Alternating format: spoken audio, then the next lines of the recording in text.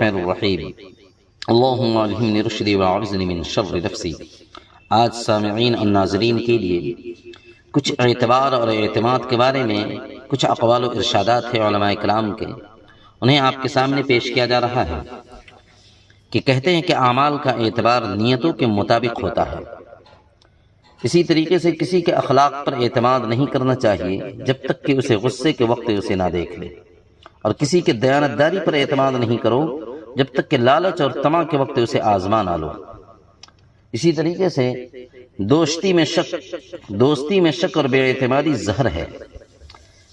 بے اعتمادی سے کام کرنا اندھے کنویں میں گرنے کے مانند ہے۔ اسی طریقے سے علماء کرام فرماتے ہیں کہ اعتماد اس پرندے کی طرح ہے جو صبح صادق میں روشنی کے احساس سے چہچہانے لگتا ہے۔ خود اعتمادی کامیابی کا بڑا راز ہے۔ نیک چلن اعتماد کو بڑھا دیتی ہے انسان کا۔ خود اعتمادی ہی زندگی کی متحرک قوت ہے۔ خود اعتماد ہونا یہ زندگی کی سب سے بڑی قوت ہوتی ہے۔ اعتماد کے بغیر زندگی اجیرن بن کر کے رہ جاتی ہے۔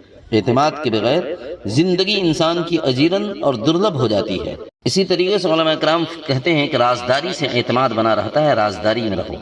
جب تک کہ معاملہ نہ پڑے کسی پر ہرگز اعتماد مت کرو۔ اعتماد زندگی اور بے اعتمادی موت کی مانند ہے۔ ثواب کی امید اس وقت تک ہوتی ہے جب تک کہ نیک اعمال اور عبادت کو کم خیال کیا جائے، بھی کم خیال کیا جائے، کیونکہ اس وقت تمہارا اعتماد محض اللہ تعالیٰ کے فضل پر ہوگا، نہ کہ اعمال پر ہوگا۔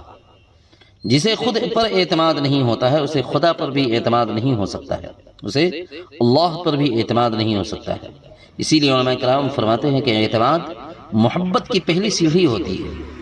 جب کسی پر اعتماد کرو تو پوری طرح کرو، آدھی ادھوری نہیں، پوری طرح اعتماد کرنی چاہیے۔ جس شے کا وجود نہیں جس چیز کا، اسے ہم اعتماد سے پیدا نہیں کر سکتے ہیں۔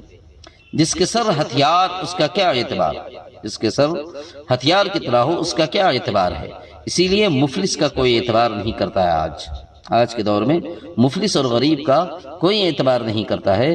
پیسوں والوں کا بہت زیادہ آج لوگ اعتبار کرتے ہیں کہ یہ پیسے والے ہیں، لیکن آج ہمیں اعتبار کو بہت ہی جانچ پرکھ کر کے، کیونکہ بھروسے کے لائق اور اعتماد کے لائق کوئی بہت ہی مشکل سے لوگ آج مل پاتے ہیں۔ یہ پرفتن دور چل رہا ہے۔ اسی لیے اللہ تبارک و تعالیٰ سے دعا ہے کہ اللہ ان باتوں پہ عمل کی توفیق نصیب عطا فرمائے۔